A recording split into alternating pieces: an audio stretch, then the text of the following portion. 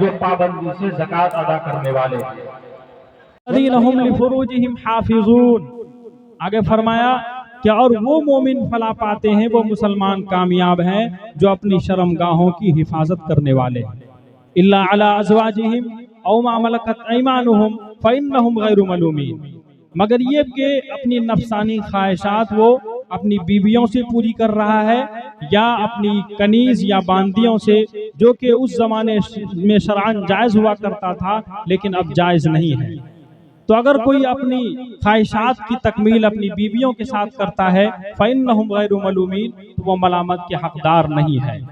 फमन इब्तगा वराअ ज़ालिका फउलाइका हुमुल आदून, पस जो शख्स इसके अलावा अपनी बीवियों के अलावा दूसरी रास्ता अपनी ख्वाहिशात की तकमील के लिए तलाश करता है, फउलाइका हुमुल आदून, तो ये हद से तजावुज़ करने वाले हैं। अब आगे अल्लाह तबारक व तआला ने फरमाया वल्लज़ीना हुम लिअमानातिहिम व अहदिहिम राऊन। इस वक्त इसी आयत के बारे में कुछ बातें अर्ज करनी है। अल्लाह तबारक व तआला ने फरमाया कि वो मुसलमान कामयाब हैं, वो मोमिन फला पाने वाले हैं जिसके अंदर ये सारी सिफात मौजूद हो जो अभी ऊपर बयान किए गए, यानी नमाज में खुशू इख्तियार करने वाले हो, पाबंदी से ज़कात अदा करने वाले हो, लगवियात से एराज करने वाले हो, अपने शर्मगाहों की हिफाजत करने वाले हो, और उनके अंदर ये सारी सिफतों के साथ साथ उनके अंदर ये सिफत भी होनी चाहिए कि अपने किए हुए वादों और अमानत का पास रखने वाले हो, यानी अमानत में खयानत ना करे और अहद की खिलाफ वर्जी यानी वादा खिलाफी ना करे। तो इस आयत के अंदर दो चीजों का बयान है, एक है अमानत का तहफ़्फ़ुज़ और दूसरा है अहद की पाबंदी यानी वादा खिलाफी नहीं करना। इस आयत में दरहकीकत अल्लाह तबारक व तआला ने इस बात की तरफ इशारा फरमाया कि दीन का मुतालबा, हमारा जो दीन है इसका मुतालबा सिर्फ इबादत अदा करके पूरा नहीं होता कि इबादतें अदा कर ली, नमाजें पढ़ लिए, रमज़ान के रोजे रख लिए, ज़कात अदा कर लिए, अगर हज फर्ज है तो हज अदा कर लिए, बस ये कर लिए और इससे हमारा दीन का काम पूरा हो गया, ऐसा बिल्कुल भी नहीं है। बेशक ये सब दीन का एक बहुत बड़ा हिस्सा है, लेकिन दीन का एक बहुत बड़ा हिस्सा जिसको हुकूकुल इबाद कहा जाता है यानी बंदों के हुकूक, ये भी बड़ी अहम चीज है। और बंदों के हुकूक की रियायत और पासदारी उतनी ही जरूरी है जितनी कि अल्लाह ताला के हुकूक की रियायत और पासदारी जरूरी है। कोई बंदा ये समझ करके बैठ जाए कि सिर्फ अल्लाह के हुकूक हमने अदा कर लिए, नमाजें पढ़ ली, रोजे रख लिए, ज़कात अदा कर लिए, बस मेरा काम खत्म हो गया, वो मैंने फलाह पा लिया, वो मुसलमान कामयाब हो गया, ऐसा बिल्कुल भी नहीं है। बल्कि फलाह पाने के लिए, कामयाबी से हमकिनार होने के लिए उसके अंदर ये सिफत भी होनी चाहिए कि वो बंदों के हुकूक भी अल्लाह ताला के बयान किए हुए तरीके के मुताबिक जब तक अदा न कर ले वो सही माने में कामयाब और फलाह नहीं पा सकती। तो फलाह और कामयाबी से हमकिनार होने के लिए हुकूकुल इबाद का अदा करना बहुत ही जरूरी है। ये हुकूकुल इबाद यानी बंदों के हुकूक, इसकी कितनी अहमियत है और इसकी कितनी ताकीद अल्लाह तबारक व तआला और अल्लाह के रसूल सल्लल्लाहु अलैहि वसल्लम ने फरमाई है, इसका अंदाज़ा आप इस बात से लगा सकते हैं कि इस्लाम की तमाम तालीमात और इस्लाम के सारे अहकाम जिस इल्म में जमा किए जाते हैं उसको इल्म फ़िक़ह कहा जाता है। गोया के इल्म फ़िक़ह के अंदर ये बात बताई जाती है कि कौन सा काम जायज़ है और कौन सा काम नाजायज़ है, क्या करना हलाल है और क्या करना हराम है, ये सारी चीजें इल्म फ़िक़ह के अंदर बताई जाती है। अब अगर आप इल्म फ़िक़ह की कोई भी किताब उठा करके देख लें तो उस किताब का सिर्फ 1/4 हिस्सा, यानी इस किताब को हम 4 हिस्सों में तकसीम करें तो सिर्फ इसका 1 हिस्सा वो इबादात से मुताल्लिक होंगे, बाकी 3 हिस्सा वो मामलात और हुकूकुल इबाद से मुताल्लिक होगा। फ़िक़ह की मशहूर किताब हिदाया है, जो लोग उलमा किराम अच्छी तरह जानते हैं कि फिक़ह की मशहूर किताब हिदाया है, जो कि 4 जिल्दों पर मुश्तमिल है। इसकी 4 जिल्दें हैं। सिर्फ इसकी पहली जिल्द जो है उसके अंदर किताबुत तहारत है, किताबुस सलात है, किताबुस सौम है, किताबुस ज़कात है, यानी इबादात से मुताल्लिक है। बाकी जो 3 जिल्दें हैं वो मुआमलात से मुताल्लिक है। तो इससे हुकूकुल इबाद की हमारे दीन में, हमारी शरीयत में कितनी अहमियत है, इसका अंदाजा आप खुद इससे लगा सकते हैं कि दीन का सिर्फ एक हिस्सा वह इबादात से मुताल्लिक है, हुकूकुल्लाह से मुताल्लिक है, बाकी 3 हिस्सा वह हुकूकुल इबाद और बंदों के हुकूक से मुताल्लिक है।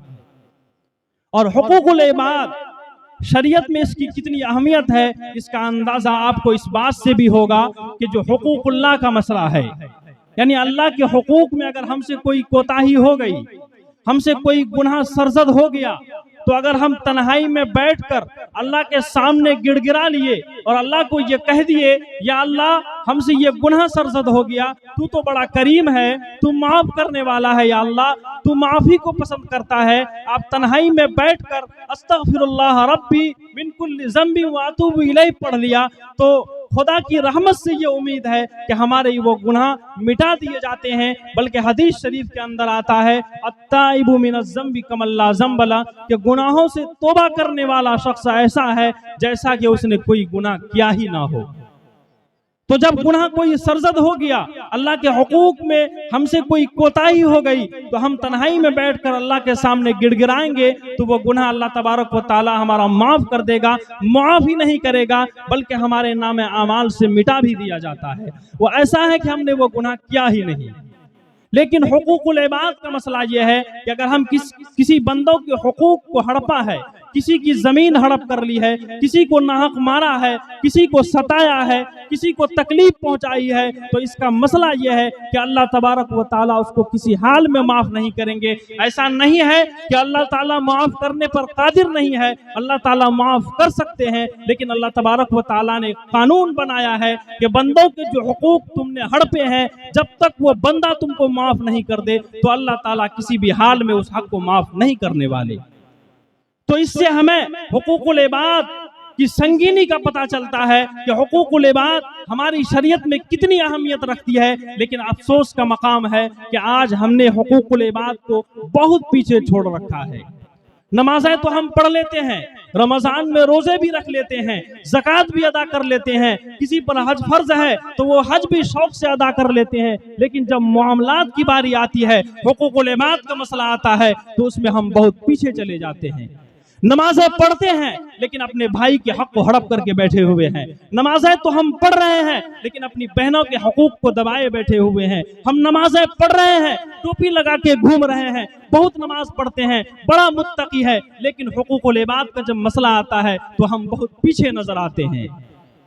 इसलिए हमें इसकी अहमियत समझने की जरूरत है कि दीन का 3 हिस्सा इसी से मुताल्लिक है। अगर हम नमाज पढ़ रहे हैं, रोजे रख रहे हैं और दिगर इबादत को अंजाम दे रहे हैं, तो हमें यह भी सोच कर चलना चाहिए कि जो बाकी 3 हिस्से दीन के हैं उस पर भी हमारे लिए अमल करना उतना ही जरूरी है। तो हुकूकुल इबाद की कितनी अहमियत है आपको इसका अंदाजा हो गया। हदीस शरीफ में आता है कि एक मरतबा हुजूर अक़दस सल्लल्लाहु अलैहि वसल्लम ने सहाबा कराम से फरमाया, क्या अतदरून मनिल मुफलिस, क्या तुम जानते हो कि मुफलिस कौन है? मुफलिस यानी गरीब कौन है?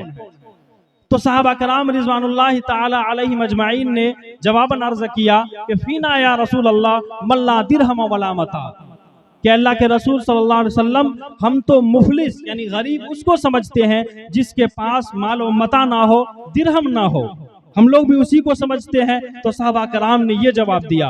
तो हुजूर अक़दस सल्लल्लाहु अलैहि वसल्लम ने फरमाया कि मेरी उम्मत का मुफलिस वो शख्स नहीं है, बल्कि फरमाया अल मुफलिसु मिन उम्मती मन याती यौमल क़ियामति बिस्सलातिन व सियामिन व ज़कातिन, कि मेरी उम्मत का मुफलिस वो शख्स है जो कल क़यामत के दिन बहुत सारी नमाजें पढ़ करके लेकर के आएगा, रोजे के रख करके उसके सवाब को लेकर के आएगा, ज़कात अदा करके आएगा, लेकिन उसकी हालत ये होगी कि कल दुनिया में उन्होंने किसी को गाली दी होगी, किसी को मारा पीटा होगा, किसी के हुकूक दबाए होंगे, किसी का खून बहाया होगा, किसी पर तोहमत लगाई होगी, तो फिर कल क़यामत के दिन क्या होगा कि उन्होंने जिसके जिसके भी हुकूक को हड़पा था, कल क़यामत के दिन वो सारे हक वाले।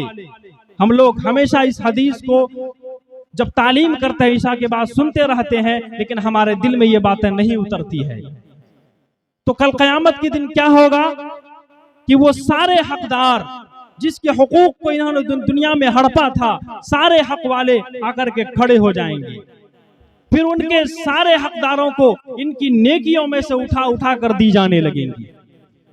इसकी सारी नेकियां जब खत्म हो जाएंगी, लेकिन फिर भी दावेदार अभी भी बाकी रहेंगे। अल्लाह से कहेगा कि अल्लाह इन्होंने मेरे भी हुकूक को हड़पा है। फिर फरिश्तों से अर्ज किया जाएगा कि इसके पास तो अब नेकियां है नहीं, गोया एक काम बचा है कि जिसके इन्होंने हक दबाए थे उसके सारे गुनाह लेकर के इसके सर पर डाल दिया जाएगा। और हदीस शरीफ में आता है कि उस शख्स को मुंह के बल घसीट कर जहन्नम में फेंक दिया जाएगा।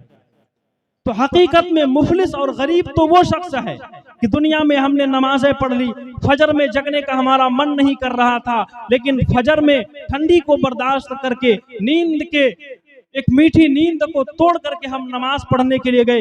रोजे के अंदर भूख को बर्दाश्त किया, प्यास की शिद्दत को बर्दाश्त किया। रोजे में हमारी हालत ये थी कि सख्त गर्मी का मौसम होता था और लू चलती थी, हमारे गले में कांटे पड़े हुए थे, शिद्दत की प्यास लगी हुई थी, लेकिन हम पानी को हाथ तक नहीं लगाते थे, इसलिए कि हमारा रोजा टूट जाए। इतनी तकलीफ मुशक्कत से हमने रोजा रख करके जो सवाब जमा किया था, लेकिन कल क़यामत में हमारी हालत ये होगी कि हमारी सारी नेकियां जो हमने लेकर आए थे ये सारे हक वाले ले जाएंगे। फिर हम बिल्कुल तन्हा रह जाएंगे, हमारे पास कोई नेकी नहीं रहेगी। तो ये तो ऐसा ही हुआ कि एक शख्स बहुत सारा रुपया लेकर गया कहीं तिजारत करने के लिए, लेकिन वह सारा रुपया कोई और ले लिया, तिजारत करने के लिए कुछ भी उसके पास बाकी नहीं है। तो सबसे बड़ा मुफलिस और गरीब वही शख्स कहलाएगा। तो इसीलिए आप सल्लल्लाहु अलैहि वसल्लम ने फरमाया कि मेरी उम्मत का सबसे बड़ा मुफलिस और गरीब वो है कि जो दुनिया में तो नमाज पढ़े, रोजे रखे, ज़कात अदा किए, लेकिन कल क़यामत के दिन वो सारी नेकियां जो लेकर के आया था हक वाले ले जाएंगे और वो बिल्कुल बगैर नेकी के तन्हा खड़ा रह जाएगा। इसीलिए हम सबको ये सोचने की ज़रूरत है कि जहाँ हम हुकूकुल्लाह की अदायगी में कोताही नहीं करते उसको अदा करते हैं, तो इसी तरह हुकूकुल इबाद जिसकी दीन में बड़ी अहमियत है, इस पर भी नजर डालने की जरूरत है। अल्लाह ताला से दुआ है कि अल्लाह ताला मुझे और आप सबको इन बातों पर अमल की तौफीक इनायत करे। वमा तौफीकी इल्ला बिल्लाह।